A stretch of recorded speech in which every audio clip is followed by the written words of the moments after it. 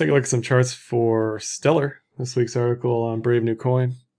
So looking at all the market caps together, we can see that Stellar is kind of snugly fit amongst the bottom scrum here. Link kind of overtook everything down here, XLM, ADA, XMR, Tron, and then Tezos is obviously outperforming kind of everything here. So just looking at the market caps doesn't really tell me anything in particular about XLM, just that it's definitely a crowded field purely based on a market cap number based on their circulating supply. Looking at the circulating supply again, which is this blue fill, and the number of people holding XLM, they've had several airdrops over the past few years that has really helped them distribute the token, because when you have so much of something in a pre-mine, you can do that. So whether or not you're bullish or bearish on pre-mines, it's whatever. The point is, more people are holding Stellar arguably than ever have at this point. So bullish or bearish on that, I don't know, is what it is. That's just part of the pre-mine. Looking at Stellar versus Ripple, which is its closest competitor, really, they're both basically the same thing. So they both use roughly the same consensus algorithm, even though they're kind of called different things. They're pretty much the same thing. But looking at the fees for Ripple, the black here, and Stellar on the orange, you can see that Stellar's fees have just been lower. It's basically nothing for per transaction. So if you're just looking at it from a cost point of view, you're going to stick with Stellar over Ripple. Talk about this in a few of the other videos, but like if you're looking to send coin off an exchange or to another address and like BTC is busy, you can always just buy another coin and send it. So from a method of transaction point of view, Stellar, Ripple are actually fine. It's just the store value point that they lack just based on their circulating supply. Again, if we compare Ripple and Stellar to each other, Stellar is actually leading in transactions per day, daily active addresses, GitHub commits. Its fees are way lower than Ripple, and so the market cap to me is a little imbalanced. I don't know.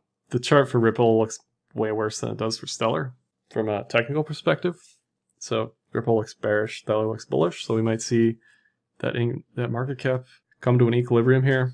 And the daily transaction volume, honestly, not really sure why Ripple has such high daily transaction volume compared to everything else. I've looked into it. I can't find an answer for that. Looking at Stellar transactions per day in the line here, transactions per day in the line here, average transaction values in the fill. You can see this is when they burned 55 billion tokens. Average transaction values shot way up.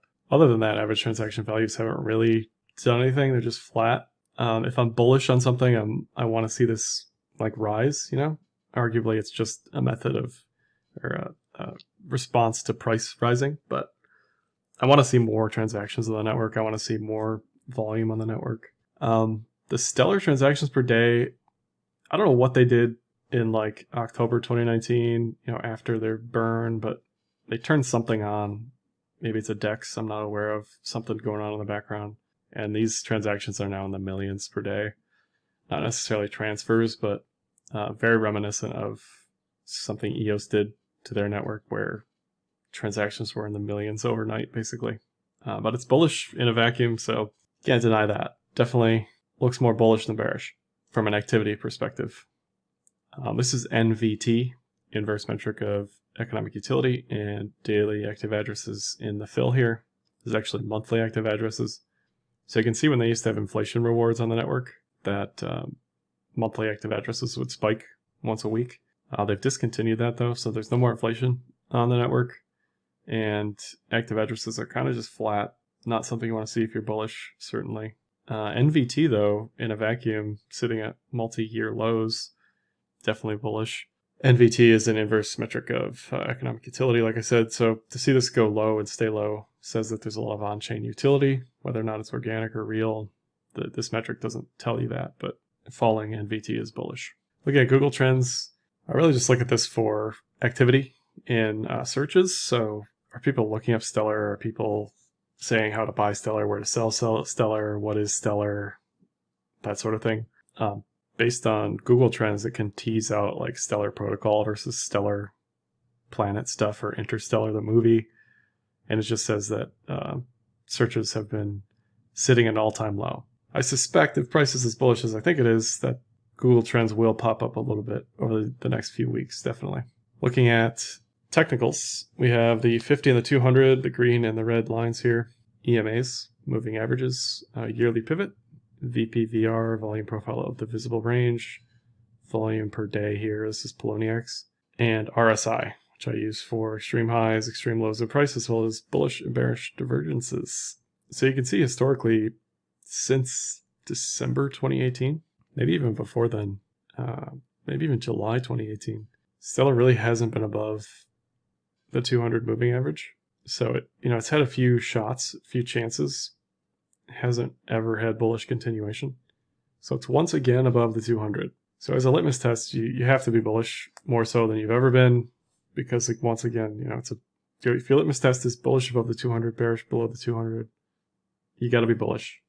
You're waiting on Golden Cross 5200. You're waiting for the green line above the red line to get even more bullish, but it's definitely looking okay right now.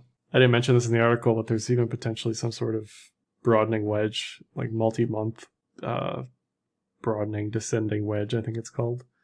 So to see it pop above the upside in whatever this diagonal is, certainly bullish on that as well. And then you have your yearly pivots, which give you just upside resistance based on math of the previous year's highs and lows.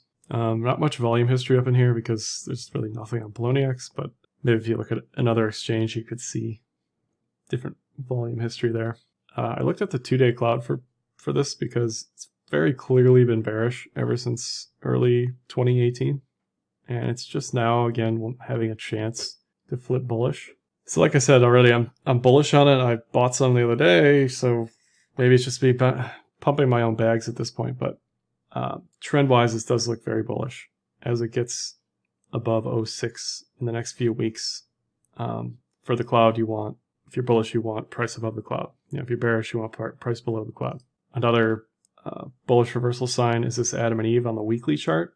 So this is a chart pattern. You get a V, you get a U, and if it breaks the horizontal resistance around 900 sats, you should see a move to the upside, at least 1,000 sats, likely higher. More confluence for that is this TK disequilibrium. So you can see the Kijun's at 1,700 sats. That's where it's pointing towards a mean reversion.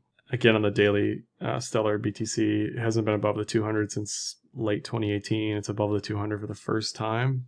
It's above the daily cloud. You got to be bullish on all this just from a trend metrics perspective. It's getting above this VPVR congestion zone. Upside resistance around 1,700 sats, again, echoing very similar targets to the weekly cloud here. And lastly, I've just been watching this coffee and accumulation pattern. What typically happens next is a consolidation bullish pattern, either ascending triangle or bull pennant, bull flag type thing between 850 and 950 sats. Once it hits above 950, it should begin the markup phase towards bullish continuation. And again, this echoes the Adam and Eve resistance, horizontal resistance. This echoes the TK disequilibrium, Kijun move to 1,600 sats. All that stuff is all the same thing. So in general, trend metrics are leaning heavily bullish on Stellar here.